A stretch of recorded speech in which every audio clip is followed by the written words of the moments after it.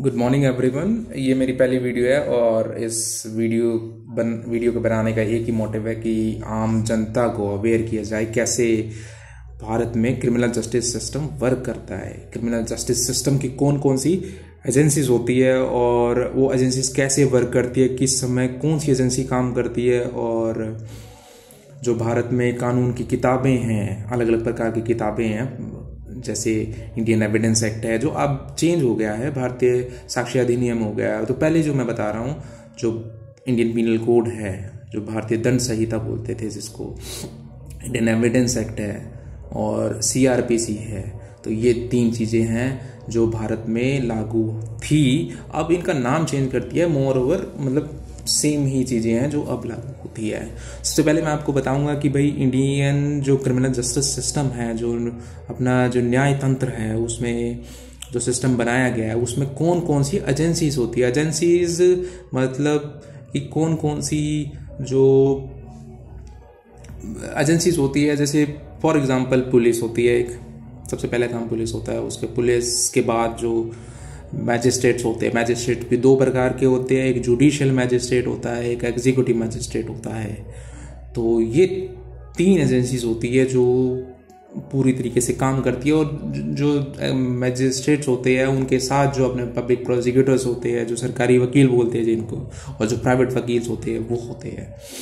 तो सबसे पहले मैं आपको ये बताता हूँ कि जो भारत में जो तीन बुकें कौन कौन सी बुक्स है जिसके तहत क्राइम को डिफाइन या फिर क्राइम के ट्रायल कैसे होगा, कोर्ट्स में कैसे चलेगा, और कौन कौन से क्या क्या चीज़ मांगे जाएंगे, वो क्या क्या एविडेंसेस लेके आए जाएंगे, वो कौन कौन सी बुक में लिखे हुए हैं। सबसे पहले तो जो मेजर है, जो सबसे बड़ी चीज़ है, जो सबसे बड़ी बुक है, जिसको हम किसी भी दंड को जो परिभाषित करता है, वो सबसे आईपीसी बोलते हैं जिसको, जिसमें बताया गया है कि भाई थेफ्ट होता क्या है, चोरी होती क्या है, मर्डर होता क्या है, और रेप होता क्या है, और बाकी जो जितने भी क्राइम्स हैं, जितने भी ऑफेंसेस है जो डिफाइन किए गए हैं, और उनकी जो पनिशमेंट्स दी गई है कि भाई कौन सा क्राइम करने पे कितनी सजा होगी, वो किस बुक में दिया हुआ है, उसको बोलते हैं इंडियन पीनल कोड,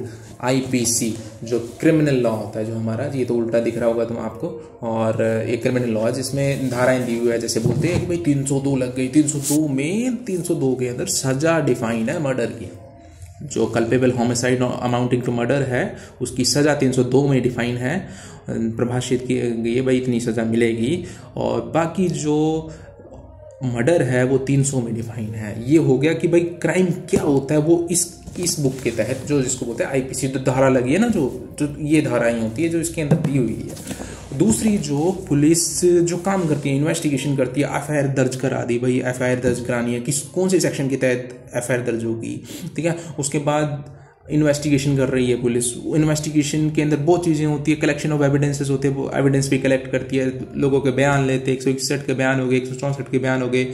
उसमें पुलिस क्या काम करी इन्वेस्टिगेशन में ना, वो भी किसी बुक में लिखे हुए हैं जिसको प्रोसीजरल लॉ कहते हैं। तो प्रोसीजरल लॉ हमारे क्रिमिनल प्रोसीजरल कोड है, जो सीआरपीसी बोलते हैं जिसको, वो होती है ये बुक। जो सीआरपीसी की धाराएं, एफआईआर में धाराएं सीआरपीसी की नहीं लिखी जाती है कि भाई इस धारा के तहत, वो इसमें नहीं होती। प्रोसीजरल लॉ होता है जिसमें किसके तहत अरेस्ट करे होगे, कौन सी धारा के तहत अरेस्ट कर रहे हो, कौन सी धारा के तहत आप कोई सामान को जब्त कर रहे हो, जेल में डाल रहे हो, कस्टडी में ले रहे हो, पुलिस का क्या काम है, ये चलो ठीक है।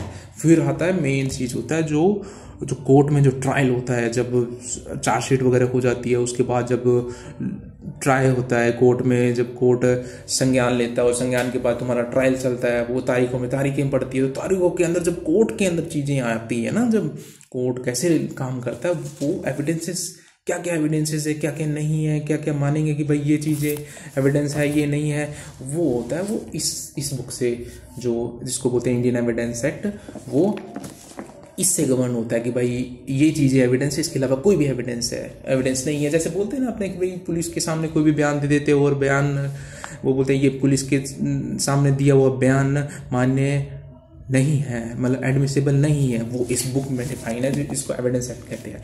समझ गए?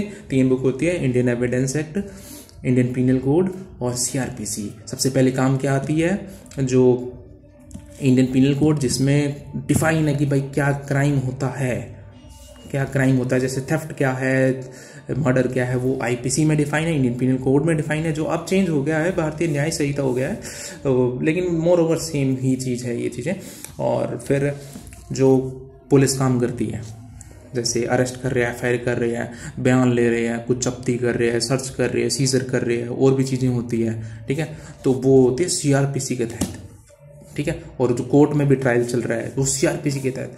और लास्ट में आता है इंडियन एविडेंस एक्ट, जो चीज़ें कलेक्ट करनी होती है, मतलब कि जो कोर्ट में एडमिसिबल है या नहीं है, वो इंडियन एविडेंस के तहत होता है, मतलब उसके तहत चलता है। ये 3 मेजर चीज़ें होती है, ये याद रखना है, ठीक है। धन्यवाद।